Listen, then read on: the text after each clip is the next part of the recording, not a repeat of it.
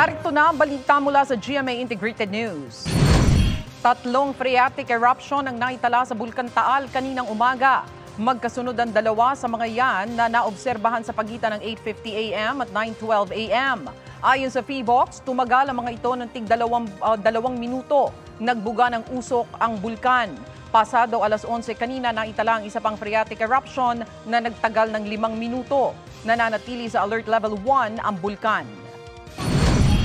Narito naman ang iba pang balitang binabantayan ng GMA Integrated News. Nasa 1.7 million na individual apektado ng El Nino ayon sa DSWD.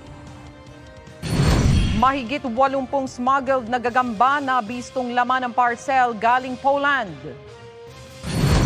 At mamaya sa 24 oras weekend, sunog sumiklab sa 4 na lugar sa Metro Manila sa nakalipas na magdamag. PWD na na-trap sa kanyang bahay sa Valenzuela City, patay. Para sa mas malaking misyon at mas malawak na paglilingkod sa bayan, ako po si Tony Aquino ng GMA Integrated News, ang News Authority ng Pilipino.